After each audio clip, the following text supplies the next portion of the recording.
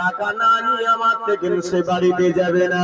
আল্লাহ পাক তোমার দরবারে লাগিতে আমার এটাই মুনাজাত, ও রব্বুল আলামিন আল্লাহ আমার কাছে একটা রুটি বিহীন, আমার কাছে কোন রকম টাকা পয়সা কিছু নাই, মালিক তোমার দরবারে এটাই মুনাজাত, একটা বার ওই যে ব্যক্তিটা মাটি নিয়ে আমার কাছে হাজির করছেন, আল্লাহ আমি ফুঁক দিয়ে দেব, ও রব্বি আল্লাহ ওটা টাকা থেকে আরো বেশি দামি জিনিস তৈরি করে দিও।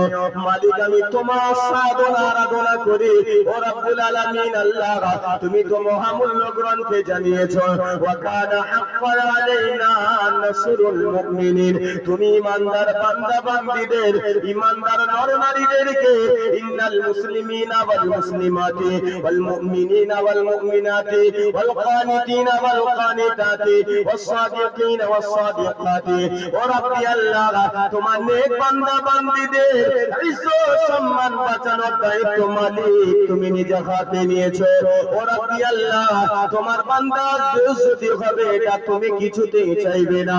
আল্লাহর মাহবুব বান্দা যখন ফুঁক দিয়ে দিলেন, সামান্য ফুঁক দিয়ে দোয়া করে ফুঁক দিয়ে দিলেন, আল্লাহ পাক আল্লাহ তাআলা ওই ওলির ফুঁকের তাসিরে আল্লাহ ওটা সোনা বানিয়ে দিয়েছিলেন। জোরে বলো সুবহানাল্লাহ।